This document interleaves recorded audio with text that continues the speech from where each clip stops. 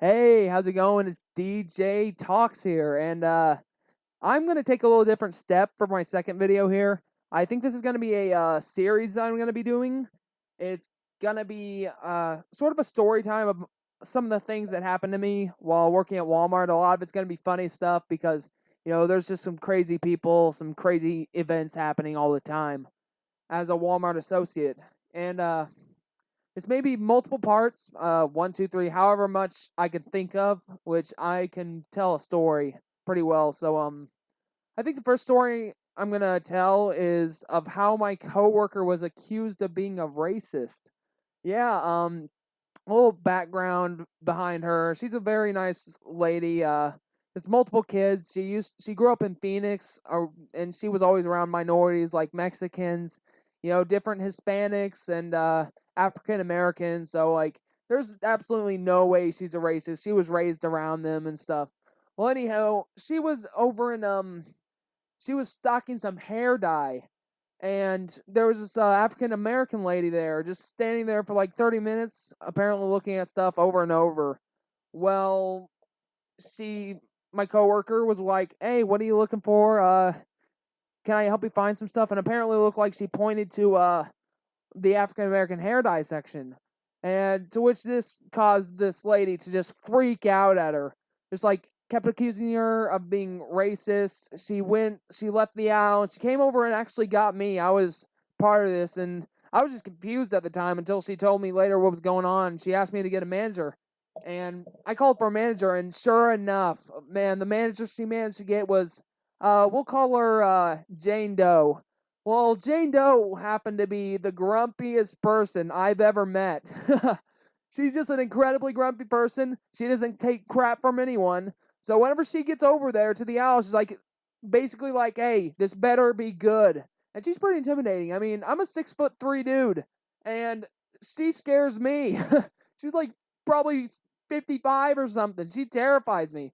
Well, the lady explains what's going on. I'm like, "Well, she's over here being racist. She pointed me to this section over here, and yeah, she's just being racist towards me, and I demand you do something about it." And after hearing this, she takes my coworker aside and she talks to her to explain what goes on. And she was just saying like, I was wondering why she was in here this aisle for 30 minutes and blah blah blah.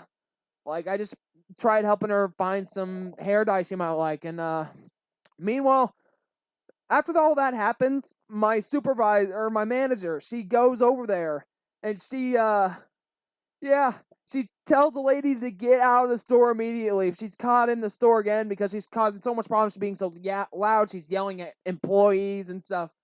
She tells her to get out. Well, sure enough, later on that day, she was actually caught by our security team trying to steal hair dye. So that's just one of the crazy stories. And to this day, I still bring it up to her. I'm always calling her, "Hey," I'm always saying, "Hey, have you committed any hate crimes recently?" And I always call her racist. And when we get a new employee, I'm like, "Hi, this is blah blah blah." And she's a racist, just so you know. And then I, of course, tell them the context of behind that. So that's one of the stories. Oh, this one's kind of small. One of my coworkers, we were working in the water aisle, and he decided he saw this lady, and she was over there by the coolers. Now, keep in mind, this is in like the middle of the summer, and our store's AC doesn't work that well in the middle of the summer.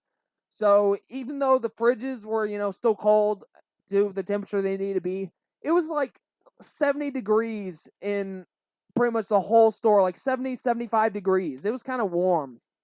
And this lady looks like she's shivering, she's shaking a lot. And he goes up to her and he's like, "Wow, ma'am, are you a little cold?"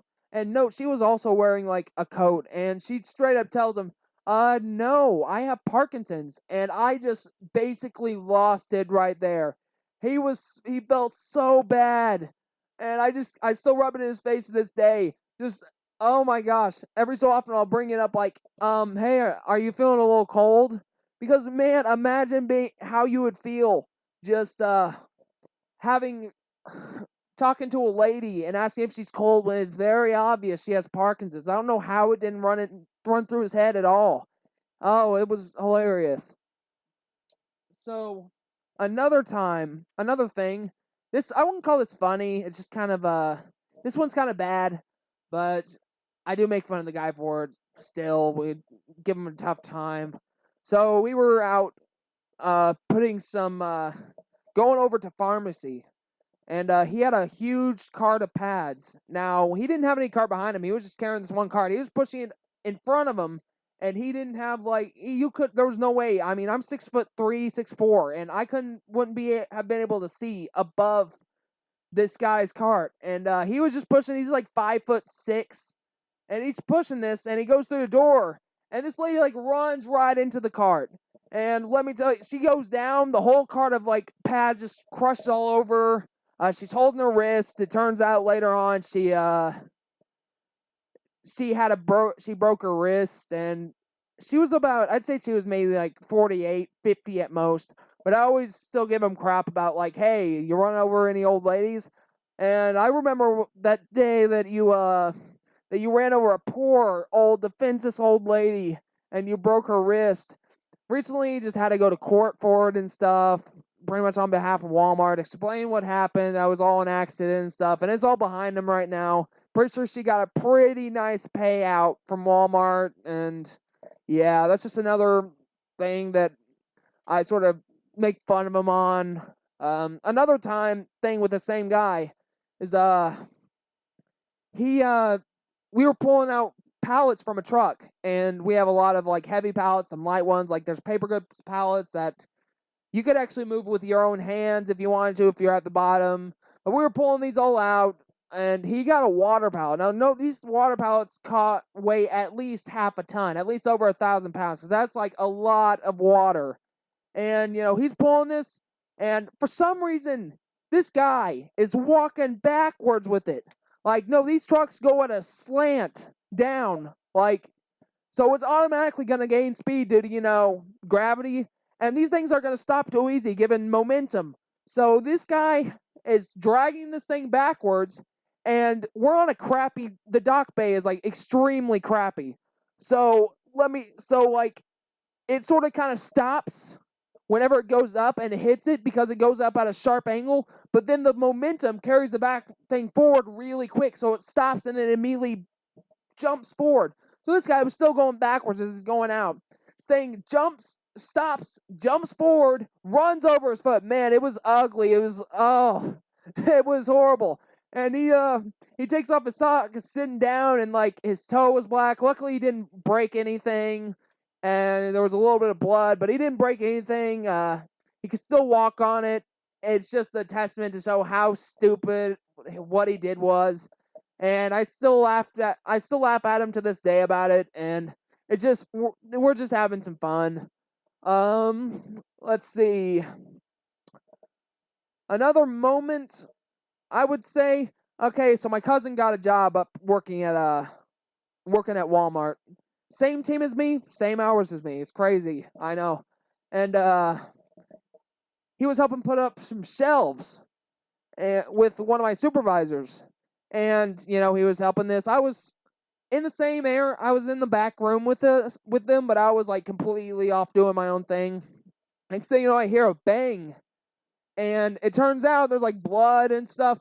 Apparently his side of like one of the counters that he was working with my supervisor with, fell down as my supervisor hammered in his side and knocked him right in the forehead. He had like a 2-inch gash across his forehead.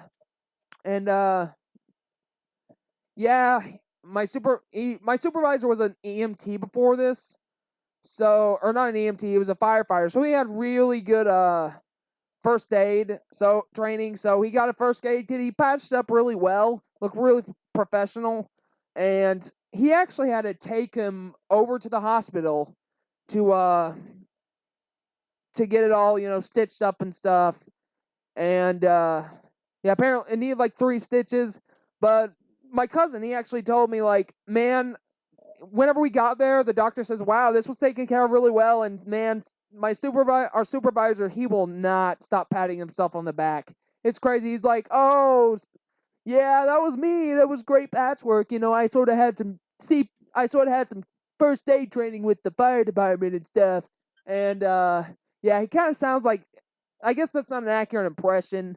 He kind of sounds like Ben Shapiro. Not even kidding.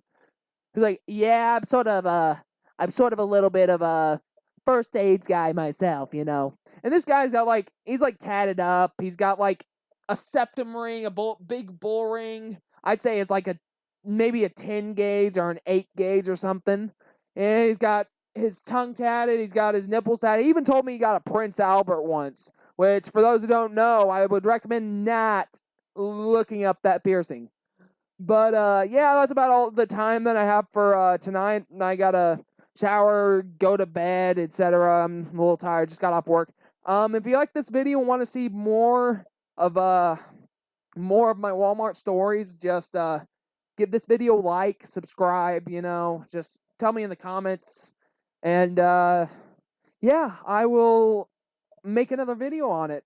I might release a video tomorrow. I'm not sure. Just depends how I feel, if I have time, etc. But yeah, you have a wonderful night, and I don't know how to end this.